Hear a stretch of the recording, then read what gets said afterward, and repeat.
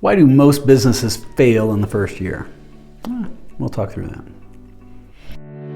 As entrepreneurs and business owners, we know that if we have a clear plan, anything becomes possible. And if you can have a clear plan, a clear process to create that plan, and a way to create clarity with your partner or spouse, you can drive to amazing heights. All right, so the reality is about 20% of all new startups fail in the first year. And if you take that out to 5 years, it's about 50%. What to me is truly tragic is it doesn't talk about all the businesses that succeed and continue to succeed despite themselves, meaning they just keep bumping along, but they're not really thriving. They're not getting there. But for this conversation, we're going to talk about 3 primary reasons why I believe most businesses fail in that first year. Now, the first thing is they didn't do their research. They didn't prep in the right ways. And it's something actually that we cover a lot in the book, Aspiring Solopreneur, and on our courses at aspiringsolopreneur.com. But it has never been easier or safer to get a business and to start a business. And you can do it while you're still doing your current gig and go out and test and test and test and test. And then when you do pull the trigger, it's a no-brainer. I started my first of 16 companies when I was 19. I have been around the block with this. I've helped hundreds and hundreds and hundreds of companies do this. So the key thing to start with is making sure that you do your research. This is where you do a bunch of heavy lifting. It may not always be fun. If you look at it in the right way, it can be a lot of fun and you can thrive with it. But this is where it's important for you to step up and really go through and figure out how do you're going to do your market analysis. You're going to define exactly what your product or service is that you're offering. You're going to find out, is this economically viable? Then you're going to build your ideal team of advisors for free. And I'm talking specifically how to do this before you even pull the trigger. A great small business accountant, a great small business attorney, a great small business insurance person, a banker, and somebody who can help you with your marketing components.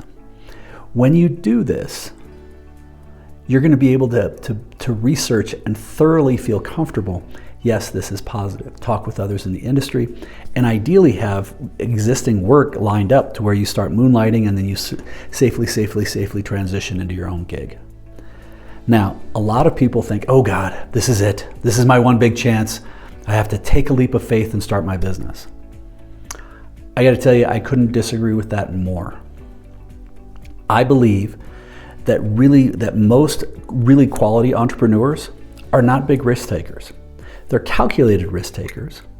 I feel for me, the scariest thing I could do is get a job where I could get fired for mouthing off or using bad words, because I have a problem with that. But for me though, if I start a business, and all but one of them, well, I should say all but 2, have been very successful. I did okay with them. You know very consistently if you're going to be able to transition into that or not. But you could do that, and it's never been easier with the internet and the availability for all sorts of resources. So first thing, make sure that you do your research. It's the companies that don't, that just blindly jump in hoping. Hoping is a really crappy strategy. That things work out right, doesn't usually work out right.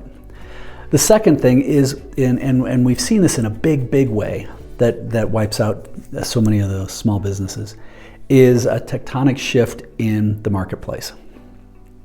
A prime example of this is if you launched a business and then COVID happened, or you were in the logistics business and COVID happened. The likelihood of you surviving that first year, pretty low. It was a challenge. Now, in that particular case, there's a difference between an outcome bias and a decision bias. And I'm going to encourage you to step back and think, all right, was it the right decision to start the business? Maybe it was. Maybe it wasn't, but be open and honest with yourself. But the outcome just got clobbered because of outside influences. When you do the research, you're going to minimize that, but there is still going to be some risk. You are still going to have some potential exposure to those things for all sorts of different events. But that to me is the second biggest impact and factor in why so many businesses fail in that first year. And the third one, and this is one that a lot of people don't like to talk about, but they didn't take into account what the business and what that lifestyle was going to look at. In this book and in the online courses, we specifically start with what do you want your life to look like? And then let's build a business that's going to fit within your life. There are people out there who like, oh my God, I want to be my own boss. I want to do these things. And they're only enamored with certain aspects of it. But then they realize it's like, well, it means you're the one who's getting called for everything. You're the one who consistently has to get up at 3 a.m. to go run the tow truck or whatever it may be. And that's okay, but if that isn't what you expected,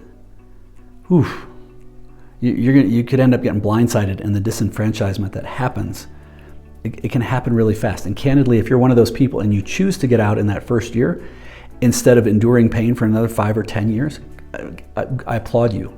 I think that's great. Get it done faster, get out if it's not going to be the right fit. Now, sometimes it could be around finances, sometimes it could be around different expectations on how much time it's taking.